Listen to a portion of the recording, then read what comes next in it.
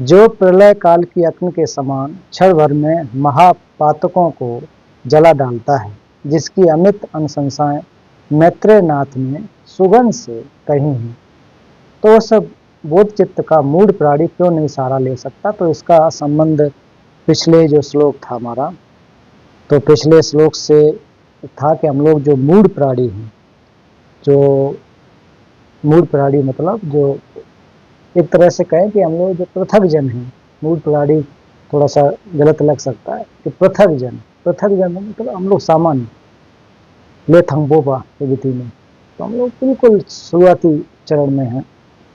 और हम लोगों को बुद्ध वो भी कहते हैं ना कि बच्चे हैं, बालक हैं, बालक बालिकाएं, क्योंकि हम लोग बहुत प्रथम चरण में, अभी हम लोग को इतना जानकारी नहीं है। छोटी छोटी बातों पर एक प्रकार से झगड़ा कर लेते हैं, चिड़चिड़े हो जाते हैं। जैसे कि बच्चे, उनको अगर छोटी सी चीज़ न मिले तो एक प्रकार से रोने लगते हैं, परेशान हो जाते हैं। जैसे ही वो चीज़ दे दो खुश हो जाते हैं, तो थोड़ी देर के लिए ना। तो ये पिछले बार में जब बातचीत हो रही थी कि जो मूढ़ लोग हैं, कम प्रज्ञावान हैं, अब उसमें ये नहीं कहना है किसी को कि मतलब उनका जो दिमाग ठीक नहीं है, हो सकता है कि दूसरे कामों में चलता होगा, लेकिन धर्म में वो कम समझदार हैं। तो ऐसे लोगों को मूढ़ कहा जाता है, बिल्कुल। अब दूसरे हम लोग पढ़ाई कर रहे हैं वो सही हैं, बाकी के लोग सब वैसे ही हैं क्या, ऐसा कहना वो ठीक नहीं लगता है। तो कुल मिला के जो इस बुद्धत्व प्राप्ति करने के मार्ग पर जो आरूढ़ हो रहे हैं, वो वास्तव में देखा भी जाए, बाकी के लोगों के दिनचर्या के बारे में अभी देखेंगे। अभी हमारे नेवी जी ने लिखा है कि हम देखते हैं कि हम लोग क्या कर रहे हैं, कि पूरे दिन रात भागते रहते हैं, लेकिन बहुत ज़्यादा जो हमको करना चाहिए वो न करके फालतू फालतू चीज़ों में पड़े रहते हैं। तो इसलिए हम लोग वास्तव में देखा जाए तो ये क्या है, बालक की तरह हैं, मूढ़ ही हैं, कम जो मूढ़ प्राणी हैं। और डायरेक्ट शब्द में हम लोग बेवकूफ़ी वाले काम करते हैं, बेवकूफ़ जैसे लोग हैं। तो जो प्रलय काल की अग्नि के समान क्षण भर में महापातकों को जला डालता है। तो यहाँ कह रहे हैं कि जब प्रलय काल मतलब बहुत आग अगर लगी हो, जंगल में मान लीजिए आग लग जाती है, घरों में जैसे आग लग जाती है, तो उस समय देखो थोड़े से समय में पूरा का पूरा जो खरपतवार उसको नष्ट कर देता है। घर में जो भी चीज़ है उसको क्षण भर में, पल भर में। महापातक मतलब जो पात हैं, जो चीज़ें हैं, और फिर इसको दूसरे शब्दों में जो हमारे पाप हैं। तो प्रलय के समय में अभी हमारी एक प्रकार से प्रलय तो है, इस प्रकार के समय में जब रह रहे हैं तो बहुत सारे हमारे मानसिक विकार हैं, तो वो जो है महापातकों को जला डालता है। मतलब कौन? जो प्रलय काल की अग्नि के समान क्षण भर में। तो हमारा जो बोध चित्त है, यहाँ पर इसको उदाहरण किसको दे रहे हैं? जो सामान्य उदाहरण पर जब आग लगती है तो सारी चीज़ें नष्ट हो जाती हैं, इतना बलशाली होती है। उसी प्रकार से अगर हमारे अंदर वो चित्त रूपी चित्त हो, तो वो हमारे क्लेशों को, जिस प्रकार से आग जो खरपतवार को जला डालती है, उसी प्रकार से हमारे क्रोध को, भय को, और फिर जो ईर्ष्या है उसको सारे कौन नष्ट कर सकता है? हमारा बोध चित्त नष्ट कर सकता है। तो इतनी महत्वता है बोध चित्त की, इतना प्रबल है ये, बहुत पावरफुल है। तो इसको समझाने के लिए जो अनुशंसाएं हैं, जो एक प्रकार की इसकी विशेषताएं हैं, वो आचार्य मैत्रेय नाथ ने सुगंध से कही हैं। मतलब सुगंध जो बोधसत्व थे, उन्होंने आचार्य मैत्रेय नाथ ने उनसे कहा है। तो तिब्बती में कैसे कह रहे हैं कि इसको देखें कि थेनी द्विथे मेसिन दीक्षण नम्स, द्विथे मतलब द्वि थामा मतलब थोड़े से उसके लिए, मेसिन केची चिक्की ने पर से थेई फेयन पक्तु मेपा दास छमगोन लोथा देंबे नोरसंग से। मतलब वही बात है कि भगवान बुद्ध जो ऊपर बातें हैं वो मैत्रेय नाथ, माफ कीजिए, मैत्रेय नाथ चौगन को कह रहे हैं कि इतना इसका वेग है, इतनी इसकी एक प्रकार से बल है। तो अब हम लोगों को भी अपने आप को इसमें पास रखते हुए, इस कैटेगरी में रखते हुए, या जानते हुए कि हम भी मूढ़ प्राणी हैं, बिल्कुल हम लोग अज्ञान हैं, बालक की तरह हैं। तो बुद्ध चित्त की इतनी ज़्यादा जो एक प्रकार से बल है कि वो सारे के सारे जो क्लेश हैं, अविद्याएं हैं, उनको नष्ट कर सकता है। इतना पावरफुल है, ये हमको ध्यान में रखना पड़ेगा। फिर आगे संक्षेप में बोध चित्त, संक्षेप से उस बोध चित्त के दो भेद हैं, मतलब बोध चित्त को दो भागों में बांटा गया है। एक है बोधि प्रधान चित्त, एक है बोधि प्रस्थान चित्त। तो बोध चित्त दो प्रकार के जब भी पूछा जाए कि मुख्य रूप से बोध चित्त के प्रकार कितने हैं, तो दो प्रकार के हैं। तो मोम्बे जंजुक सेम है ना, जो प्रार्थना हम लोग कहते हैं, और जुगवे जंजुक सेम प्रस्थान, मोंजुक इसको कहा जाता है, मोम्बा जुगवा। अब ये कैसे होते हैं? जो पहला है बोधि प्रधान चित्त, प्रधान का मतलब एक प्रकार से प्रार्थनाएं होती हैं, जिसमें हम प्रार्थनाएं करते हैं, ज़्यादा नहीं करते हैं कि प्रार्थनाओं के रूप में हम बोध चित्त का उत्पाद करना चाहते हैं, तो मुझे बोध चित्त हो जाए, उत्पन्न हो जाए, और उसके लिए हम लोग जो है बहुत सारी जो पारमिताएं उनका उतना अभ्यास नहीं करते, प्रार्थनाएं करते हैं कि बोध चित्त उत्पाद हो जाए। तो प्रार्थनाओं के माध्यम से अपने चित्त को ठीक करने के माध्यम से उत्पाद होता है। हम लोग जब ध्यान करते हैं या कहीं पर जाकर के हमारे अंदर भी पूर्व के बुद्ध और बोध सत्वों जैसे बोध चित्त उत्पाद हो जाए, इस प्रकार की हम तमाम भावनाएं करते हैं। तो ज़्यादातर हम लोग प्रार्थनाएं करते हैं, प्रधान बोध चित्त है उसको उत्पाद करने के लिए प्रयास करते हैं कि हमारे अंदर ये उत्पाद हो जाए। तो पहला ये। दूसरा क्या है कि बोध प्रस्थान। तो प्रस्थान का मतलब होता है जाना। तो जाना मतलब कहीं पर हम लोग को जाना, जैसा प्रस्थान से ही लग रहा है कि बोधि में जाना, प्रवेश करना। अब वो प्रवेश कैसे करेंगे हम लोग? कि जो हमारी 6 पारमिताएं या 10 पारमिताएं, उनको आधार बनाते हुए, उनका अभ्यास करके तब जाकर के क्या कर सकते हैं हम लोग, जो बोधचित्त उत्पाद होगा वो वास्तव में प्रस्थान बोधचित्त इसको कहा जाता है।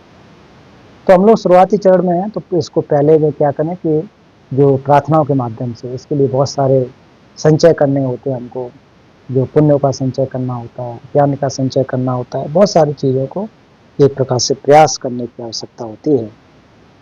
तो इसलिए इसके जो लाभ हैं या जो प्रकार है, माफ कीजिए, प्रकार दो रूप में हमको समझना चाहिए कि दो प्रकार हैं, बोधि प्रधान और प्रस्थान। तो प्रकार को हम समझ गए। अब इसी को जोड़ते हुए, जैसे कि प्रस्थान और जो बोधि प्रधान और प्रस्थान, नीचे वाले श्लोक में देखिए कि जाने की इच्छा वाले झंझू सेमनी दुर्दुनास, मतलब बोध चित्त को संक्षेप में अगर कहते हैं, नंपा नीसो से छातेस झंझू मोम पे सेम दावनी झंझुक जुपा दोष। तो बिल्कुल वही बात है। और फिर इसके और जो आप आगे समय अलंकार को पढ़ेंगे तो बोध चित्त के बारे में उदाहरण दिए गए हैं, लगभग 22 प्रकार के उदाहरण दिए गए आगे समय अलंकार में बोध चित्त की। तो उन उदाहरणों को हम समझ सकते हैं। पृथ्वी जैसा बोध चित्त आज एक प्रकार से, और क्या कहते हैं आग में जो सागर जैसा, आकाश जैसा, बहुत सारे प्रकार दिए गए हैं। तो कुल मिलाकर के अभी मोटा मोटी रूप में हमें समझना चाहिए कि दो प्रकार से, प्रस्थान और प्रधान और प्रस्थान बोध चित्त। अच्छा, अब ये किस प्रकार से होते हैं ये तो हम समझ गए कि प्रार्थनाओं के माध्यम से जो हम करें, केवल प्रार्थनाएं करते रहें तो वो क्या होगा, जो प्रधान होगा। फिर उसके बाद जब हम लगेंगे जुग्वा, प्रवेश जब करेंगे, प्रस्थान, इसका मतलब वो क्या हो गया, प्रस्थान। अब अगले श्लोक में जैसे हम देखेंगे कि कहा जा रहा है कि जाने की इच्छा वाले और जाते हुए व्यक्तियों में जैसे अंतर होता है। दोवर द्वैतन रोवाइस छेडा जीतर से पाता, देसिन खेपे देनी पीस छेडा रिमसिन से परछास। अब इसमें स्पष्ट है कि जाने की इच्छा वाले और जाते हुए व्यक्तियों में जैसे अंतर होता है, वैसा ही अंतर पंडितों को इनके क्रम से समझ लेना चाहिए। अब क्या कह रहे हैं कि जाने की इच्छा वाले, अब ये बहुत, हम सब लोग जाते ही रहते हैं कहीं ना कहीं। तो इसमें देख ले कि मान लीजिए मुझे दिल्ली जाना है, तो दिल्ली जाना एक प्रकार की हमारी कामना है, एक प्रकार की हमारी इच्छा है कि मुझे दिल्ली जाना है। अब दिल्ली जाने के लिए हम लोग क्या कर लेते हैं कि केवल इतना विचार मन में लेकर के आते हैं कि दिल्ली जाना है, दिल्ली में वो काम करना है, उससे मिलना है, ये खरीदना, बहुत सारी चीजें हम लोग मन में बना लेते हैं। तो दिल्ली जाना है, मात्र हमारे मन में एक मैप तैयार हो गया कि हमको दिल्ली जाना है। अब दिल्ली जाने के अभी तो हम जैसे जाना है तो हम दिल्ली तो नहीं पहुंच गए। हो सकता है कि हमारा जो चित्त है भटकते हुए पहुंच जाए, वो तो फटाफट पहुंच ही जाता है दिल्ली, लेकिन हम दिल्ली नहीं पहुंचे अभी। तो दिल्ली जाने के लिए क्या करना पड़ेगा, फिर हमको पता करना पड़ेगा कि दिल्ली जाने के लिए हमको क्या क्या साधन चाहिए, कैसे जाया जा सकता है, रूट क्या है, वहाँ जाने के लिए जो कि कहाँ हमको ठहरना है, कौन सी बस ठीक है, बस में टिकट है कि नहीं, ट्रेन से जाना ठीक है, बहुत सारे साधन होते हैं। तो उसी प्रकार से हमारे साधनों के रूप में जो हमारे पारमिताएं हैं, दान पारमिताएं, ध्यान जो शील पारमिता, शांति, धैर्य, वीर्य, तमाम पारमिताएं, मतलब 6 तमाम का कहने का मतलब 6 या 10 पारमिता, तो फिर उनका एक साधन के रूप में, साधन मतलब उपाय के रूप में, फिर उनको हम उपाय के रूप में, जैसे हमने बस को या ट्रेन को, जहाज को, मोटरसाइकिल को एक उपाय के रूप में, एक साधन के रूप में, कहाँ के लिए, दिल्ली जाने के लिए, उनका हमने उपयोग किया। तो फर्क है ना। तो पहले हम ये केवल इच्छा कर रहे हैं और फिर जा रहे हैं, और वास्तव में जब हम चल देते हैं इन साधनों को लेते हुए, फिर हम एक जगह से दूसरी तीसरी जगह पर शहरों को पार करते हुए हम दिल्ली पहुंचते हैं। तो ये फर्क होता है, अगर केवल इच्छा करें कि हमको जाना है या फिर वास्तव में जा रहे हैं। तो बोध चित्त, जो बोध प्रधान चित्त है, मुंबई से और जुगसेन मतलब प्रस्थान चित्त, इन दोनों को हमको समझना चाहिए। जहाँ प्रस्थान आएगा वहाँ फिर हम अभ्यास क्या करने लगेंगे, पारमिताओं का अभ्यास करेंगे। तो प्रस्थान चित्त जब हम उत्पाद करेंगे और प्रधान चित्त उत्पाद करेंगे तो उसमें फर्क क्या होता है। प्रधान के समय में कि मैं जो है अपने लाभ के लिए, अपने हित के लिए बुद्धत्व की प्राप्ति करूंगा, इस प्रकार का ज्यादातर विचार होता है।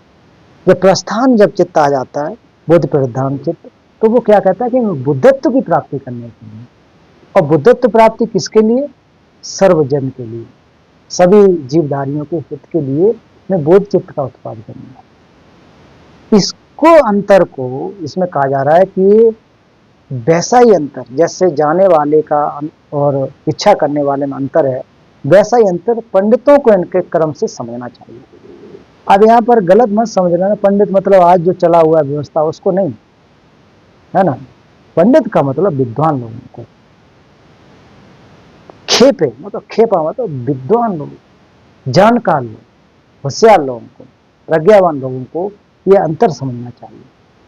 नहीं तो साहब कहें तो पंडितों का काम है, हमारा काम नहीं, वो लोग समझेंगे तो फिर गड़बड़ हो जाएगा। तो हम लोग भी इसको अंतर लेकर के आइए कि क्या कहा जा रहा है, किसमें ये अंतर क्या है, प्रस्थान चित्त और प्रधान चित्त में अंतर क्या, ये हम लोग मोटा मोटी रूप में समझ गए।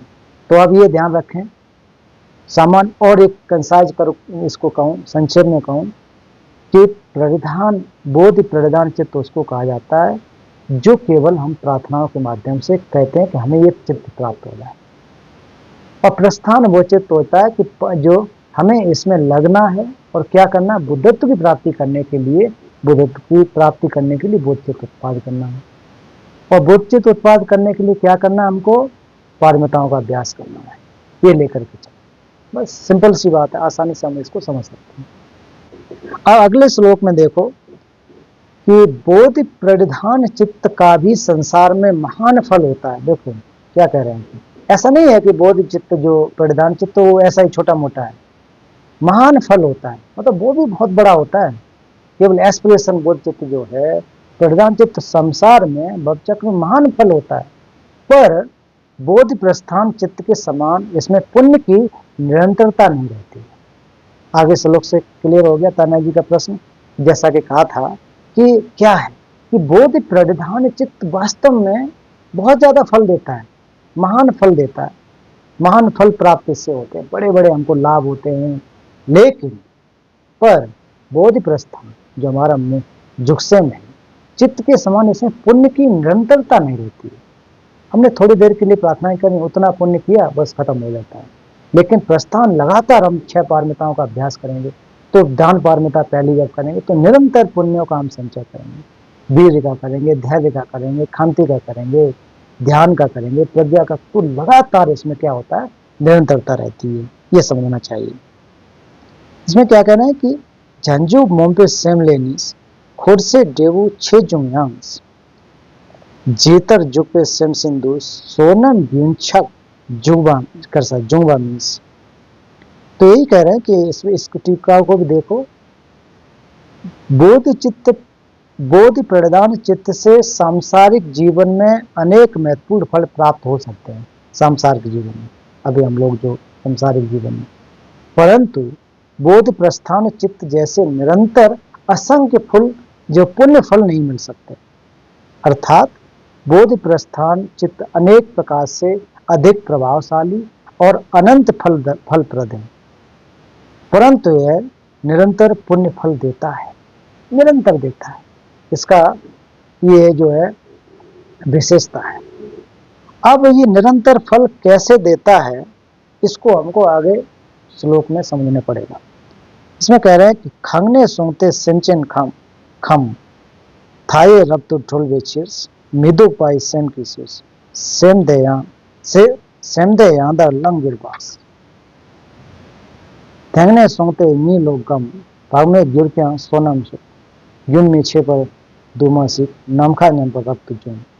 कह रहे हैं कि अनंत प्राणी मात्र। अब आगे देखिए कि जब से लेकर अनंत सत्वधात मतलब प्राणी लोग की मुक्ति के लिए मनुष्य अनिर्वर्तनीय चित्त से उस बोध चित्त को ग्रहण करता है, तब से लेकर सोते जागते सावधान प्रमत्त सभी अवस्थाओं में बार बार आकाश में समान पुण्य का निरंतर प्रवाह बहता रहता है। अब देखो इसकी इतनी ज्यादा महत्वता है कि कैसे कह रहा है आगे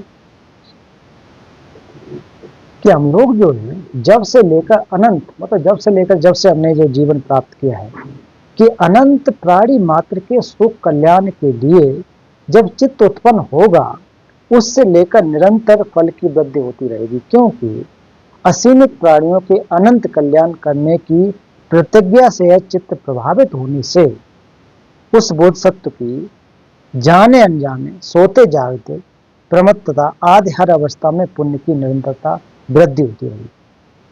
बोध प्रस्थान चित्त के असामान्य गुणों का यह वर्णन केवल ऐसा नहीं है कि जो ग्रंथ के रचयिता उनकी कल्पना है, बल्कि आगे कह रहे हैं यह भगवान तथागत के उपदेश आगम के अनुसार तथा युक्ति संगत है।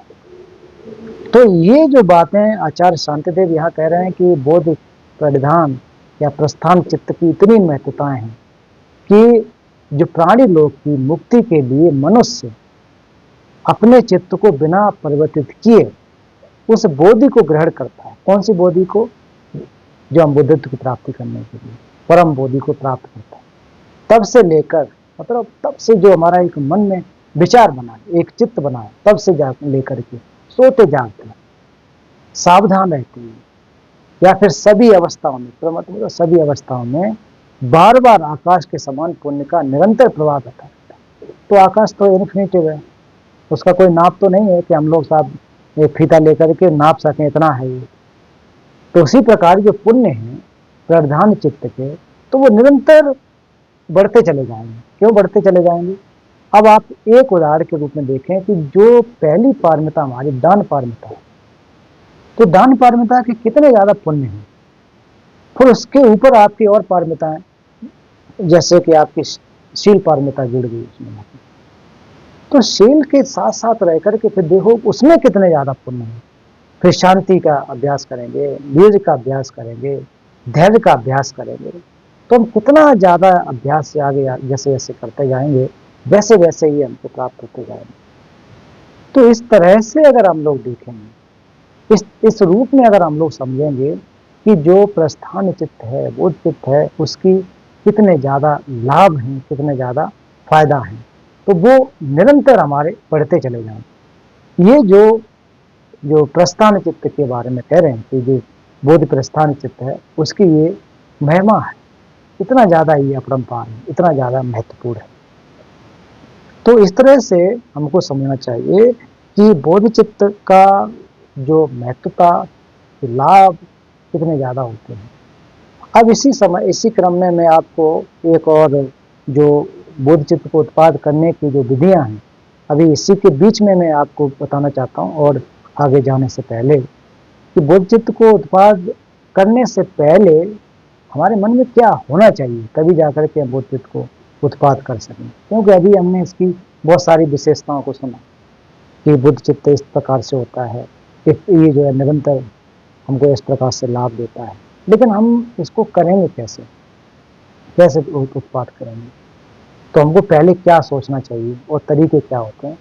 तो बोध चित्त को उत्पाद करने के लिए जो हमारे अलग अलग दो विधियां होती हैं, एक तो जो कि मैत्रेयनाथ के द्वारा और संघ के जो बताई गई विधियां हैं वो सप्त हेतु फल।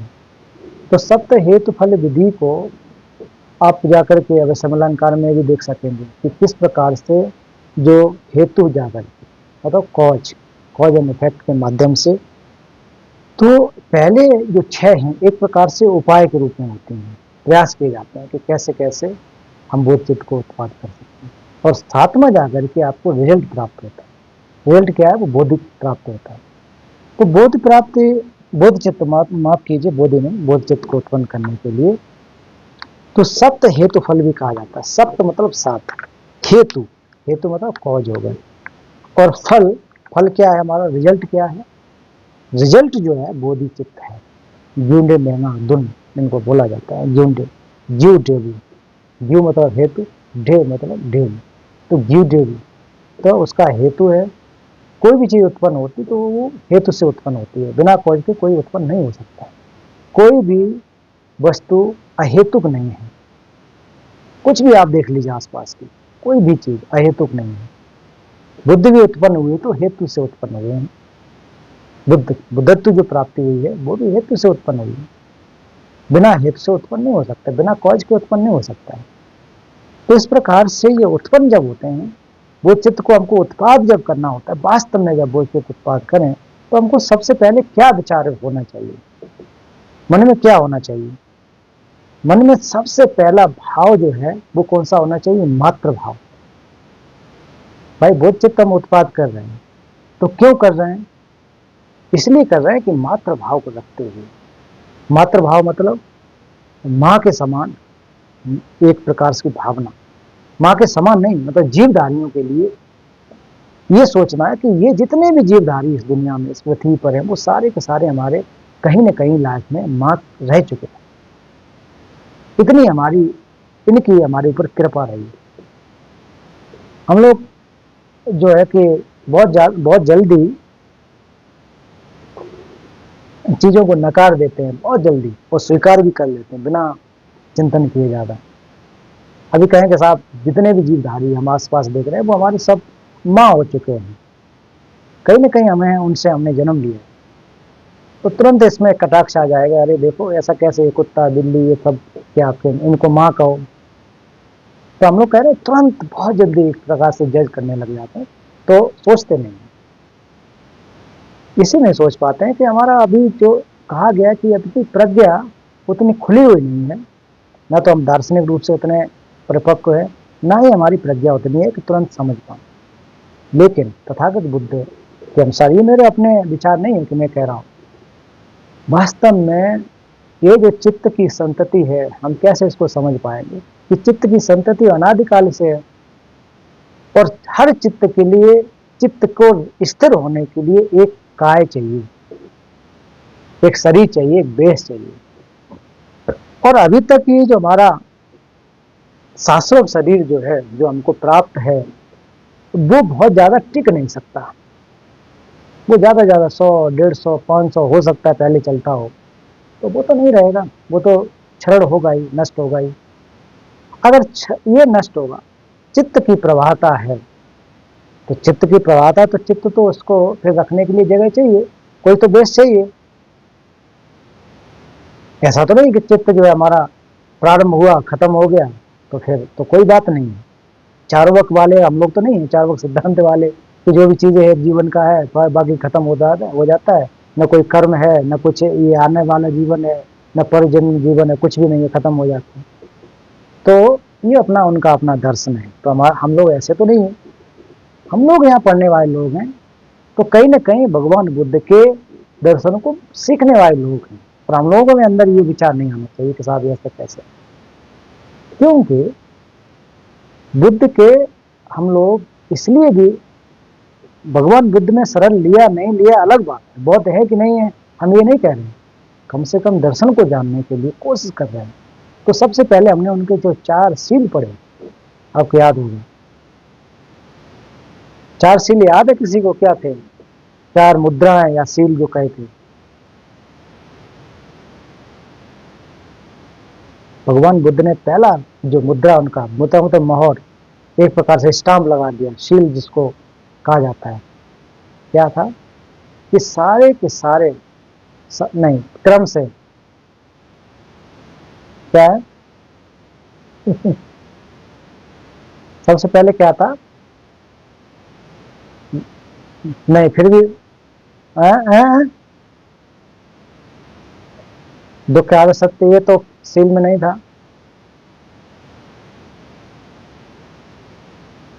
पहला वाला क्या कहा था, याद होगा किसी? दूसरे थम से मितकपा, मतलब सभी संस्कृत धर्म अनित्य है, ये कहा था ना। दूसरा क्या था?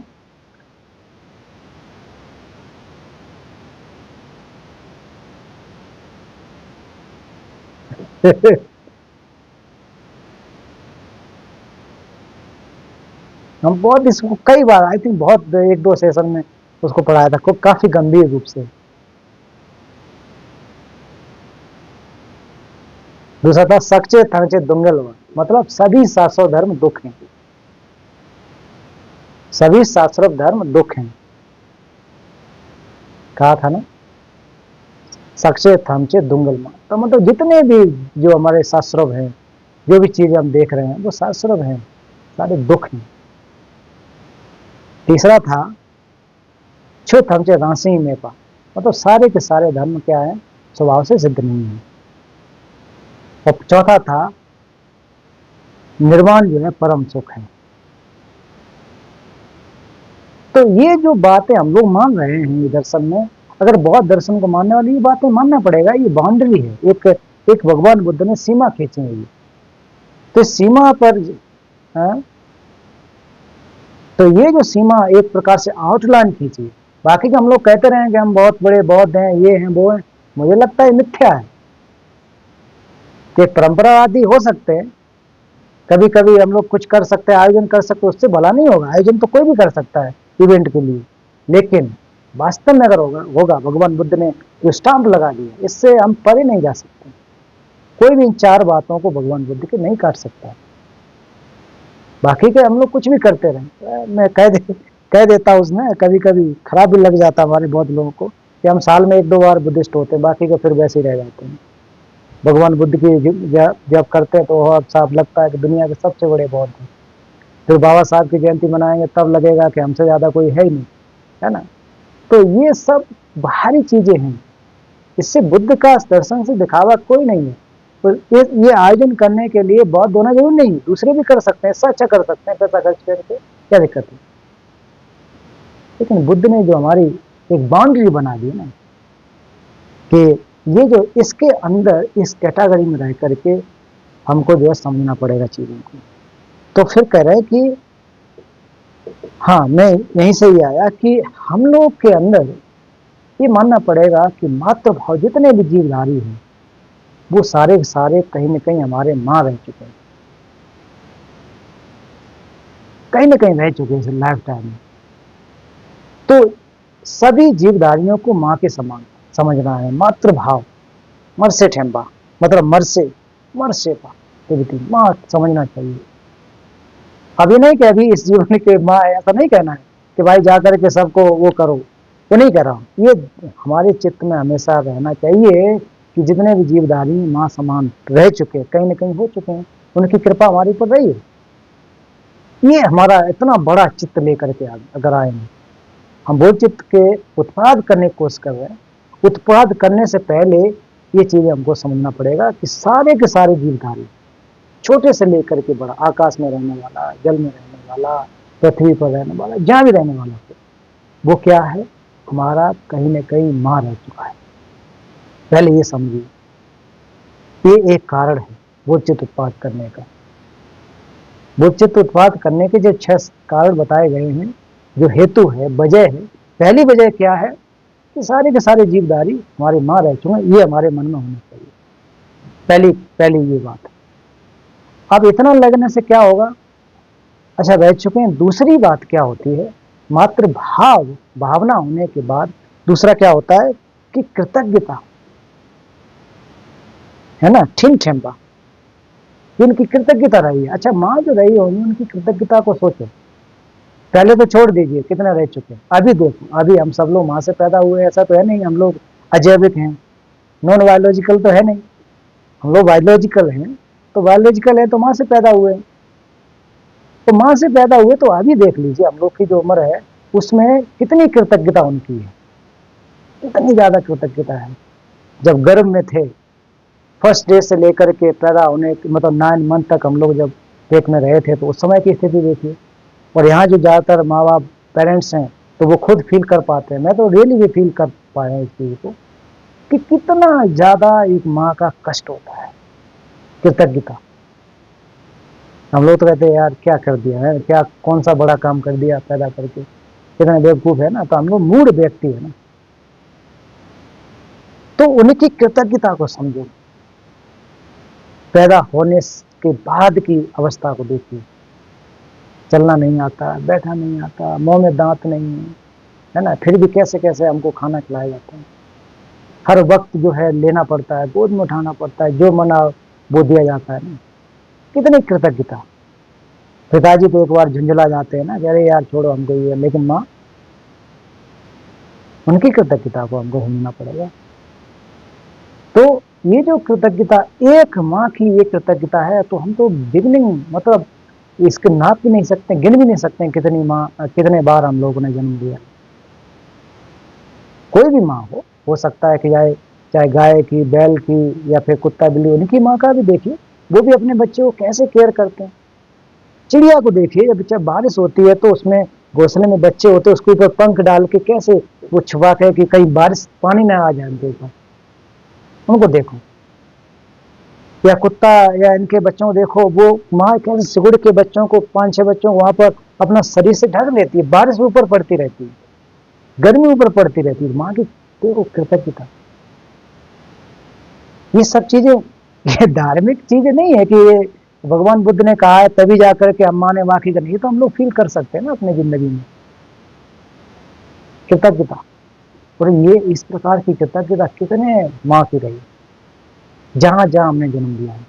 किस वजह से, हमारा वजह क्या था, चित्त की जो संतति आ रही थी, ये आधार थे, बेस थे, कि इस शरीर पे, अलग अलग शरीर पर हमारा चित्त आकर के टिका था, एक बेस बना था।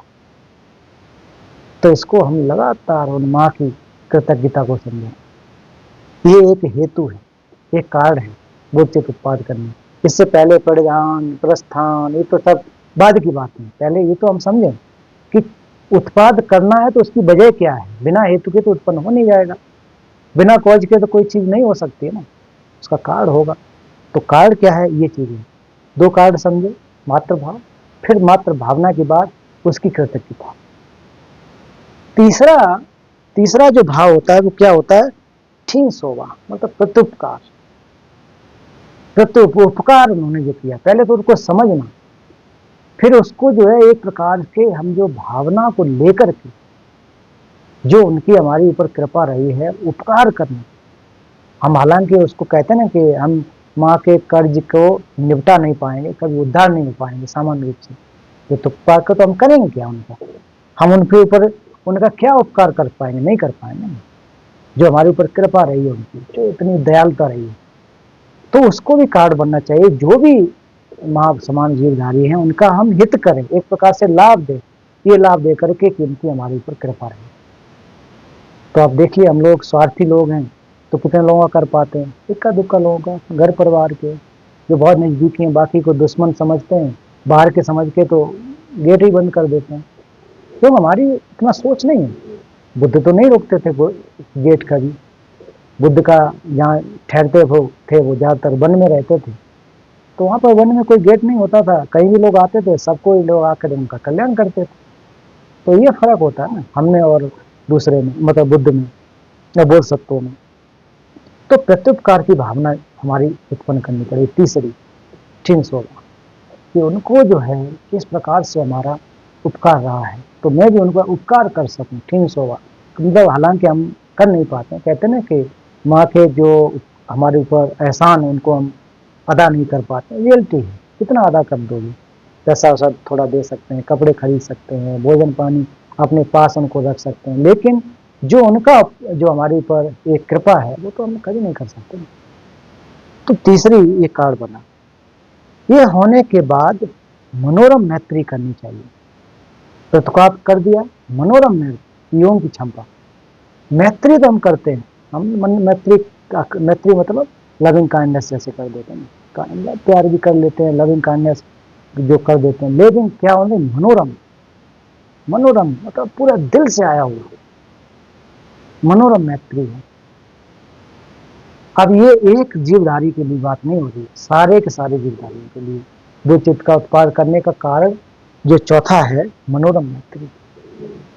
ये सारे के सारे जीवों के लिए मन से मैत्री, लविंग काइंडनेस करना, पूरे तहे दिल से, बॉटम ऑफ द हार्ट, दिल की गहराई से अगर करें, बोलने से नहीं, थोड़ा थोड़ा अगर कह दे हाँ आपके लिए मैं बहुत मैत्री करता हूँ और ये वो, बस हो गया उससे नहीं होगा।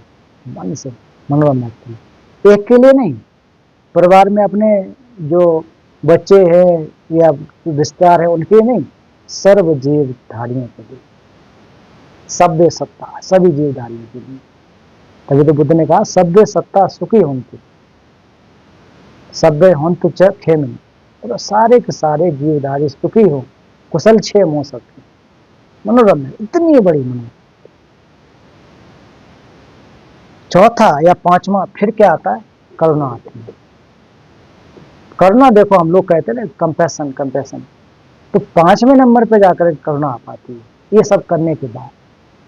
इससे पहले 4 चीजें हो जाती हैं, उन चारों को साथ में लेकर के चलें पूर्व में।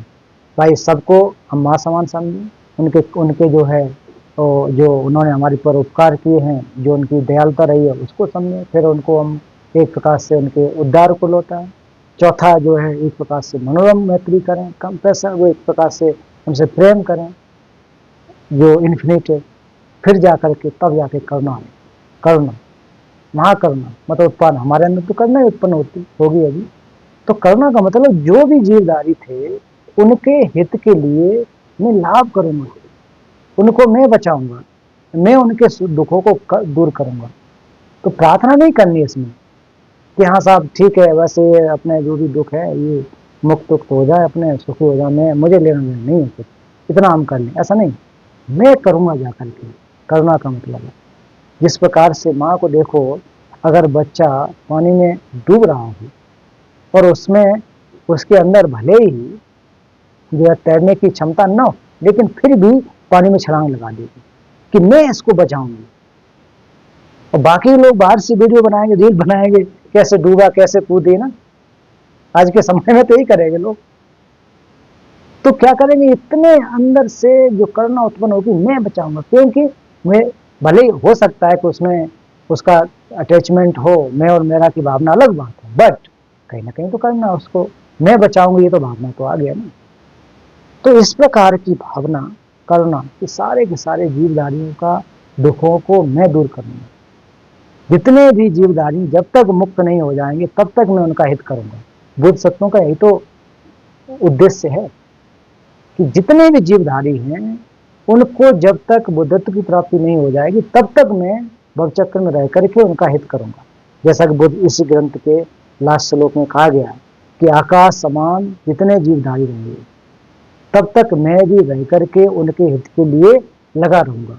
अब सोचो, आकाश समान जीवधारियों के लिए एक दो जीवधारी नहीं, जिस प्रकार से आकाश की स्थिति है, आकाश की स्थिति क्या है? इन्फिनिट है। जीवधारियों की स्थिति क्या है? इन्फिनिट है। तो इतने इन्फिनिटिव अनंत लोगों के हित के लिए मैं लगातार लगा रही हूँ, इस प्रकार की बात। फिर अगला छठवां क्या होता है? अध्यास है, हक्षम। हक्षम का मतलब क्या होता है कि एक प्रकार की ऐसी आकांक्षा और वो जो ये सब उसमें लग जाना, एक प्रकार से उसमें प्रैक्टिकली आप उतर जाएं, जो आपने 4-5 ऊपर सीखे हैं। तो इतनी प्रबल इच्छा के साथ साथ ये सब तो आए, पहले होता है कि हाँ सोचता सोचता, फिर अध्यास है मतलब लक्षम, एक प्रकार से जो हमारी तीव्र इच्छा और जागृत हो जाती है, बहुत गहरी एक प्रकार से दृढ़ संकल्प, उच्च आकांक्षा जब हमारे अंदर उत्पन्न हो जाती है। तो इस प्रकार की गहरी उच्च आकांक्षा तो हम लोग देख सकते हैं ना कि कहाँ पर हो रही है। तो बोधचित्तयान में ये जो आपका छठवां जो देखा, थकसम अध्यास है, ये बहुत बड़ी बात है। थकसम की तीव्र इच्छा कि सभी जीवधारियों के हित के लिए तीव्र इच्छा का उत्पन्न होना, दृढ़ इच्छा, दृढ़ संकल्प ले लेना। अब ये भी एक कार्ड बन गया ना कि छठवां जो हमारा बोधचित्त को उत्पन्न करने के लिए ये जो 6 पूर्व के क्या है कारण हैं, ये हेतु हैं। तो ये 6 हेतुओं के माध्यम से अब 7वां क्या प्राप्त होगा हमको? बोधचित्त उत्पन्न होगा। ये 7वां क्या है? फल है, और फल मतलब रिजल्ट है।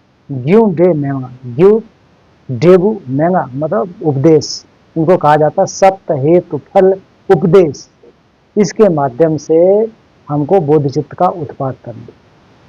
अब देखिए, बोधचित्त को उत्पाद करने का एक पता लगा लिया ना कि हमको बोधचित्त हम लोग उत्पन्न करना है साहब, है ना, प्रयास करना है। अब ध्यान लगा ले केवल, उससे बोधचित्त उत्पन्न हो जाए या 1-2 घंटा आंख बंद करके बैठ जाए, उससे संभव नहीं होगा। इन चीजों को हमको समझना पड़ेगा, ये हेतु क्या है, किस प्रकार से। दूसरी जो विधि है, तो दूसरी विधि क्या है? ये गिंड में वो क्या है? जो आत्म परावर्तन की विधि, मतलब अपने दुखों को, अपने सुखों को दूसरों को देना और दूसरे दुखों को खुद ले लेना। अब ये ऐसा तो नहीं होगा, फिर बात यही आ जाएगी कि बुद्ध न तो अपने ज्ञान को प्रेषित करते हैं, अपने न तो दूसरे के हाथ को, जो प्राणियों के दुखों को हटाते हैं। तो ये संभव कैसे हो सकता? हम अपने सुखों को कैसे दे सकते हैं, दूसरे दुखों को कैसे ले सकते हैं? तो ये यहाँ पर आ जाएगी। तो इस तरह का की भावना जो है, भावना मतलब इस प्रकार का अभ्यास। अब ये अभ्यास करने के लिए केवल प्रार्थना कर दें उससे नहीं होगा, कि दूसरे की जो मुश्किल है, जो समस्याएं हैं, उनको मैं कैसे ले सकूं, कैसे जो है उनको जो है उनके दुखों को निवारण कर सकूं, कुल मिलाकर प्रैक्टिकल रूप से लग जाऊं, किसी का मैं हित कैसे कर सकूं, कैसे मैं लाभ दे सकूं, तो उसमें लाभ देने के लिए जो सुख है हमारे, उनको कैसे शेयर कर सकूं, किस प्रकार से मैं अभ्यास में ला सकूं, तो ये उसमें आ जाता है। तो कुल मिलाकर के हम लोग जो दूसरा वाला है आत्म परावर्तन विधि का, ये हम लोगों का उतना आसान नहीं होता है। तो इसलिए पहले जो सप्त हेतु फल की जो विधि है, उपदेश है, उसके माध्यम से हम लोग प्रयास कर सकते हैं, प्रयास करना चाहिए। तो ये जो बोधचित्त को हम लोग बार बार कह रहे हैं उत्पाद करना, उत्पाद करना, तो उत्पाद करेंगे कि तो कैसे करेंगे, क्या सोचना है इससे पहले उत्पाद करने के लिए। तो ये 7 बातें हमको हमेशा याद रखना चाहिए। ये बोधचित्त को, और खास करके जो बोधचर्या अवतार पढ़ रहे हैं, तो बोधचर्या अवतार में कि भाई कैसे हमको उत्पाद करना है, क्रम क्या है। अब उल्टा पुल्टा क्रम तो नहीं है इसमें कि पहले जो है अध्यास कर दिया गया हो, पहले जो है मुंजे, पहले करुणा को कर दिया गया हो, वो पहले वाला जो है मर्शेपा वो लास्ट में, ऐसा नहीं है। क्रम है उसको कैसे कैसे ये बनाया गया, तो किस प्रकार से हम अभ्यास कर सकते हैं, ये अभ्यास करने की एक सीढ़ी है। ठीक है, तो इस तरह से हम लोग समझ सकते हैं कि इनको, ये जब ये जो श्लोक 19 में कहा जा रहा है कि बार बार आकाश के समान पुण्य की निरंतर प्रवाह बहता रहेगा, तभी प्रवाह बहेगा जब हम इस प्रकार की चीजों को समझेंगे, इस प्रकार की जो व्यवस्था है उसको समझेंगे, पुण्यों का संचय करेंगे, तब जाकर का उसका प्रभाव हो सकता है। अन्यथा बिना पुण्य का संचय किए, बिना इनको जाने संभव नहीं हो सकता है। तो ये मैं आप लोगों को बताना चाहता हूँ कि इस प्रकार से हमको उत्पाद करना चाहिए। तो आज मैं यहाँ पर समाप्त करता हूँ। आप सभी का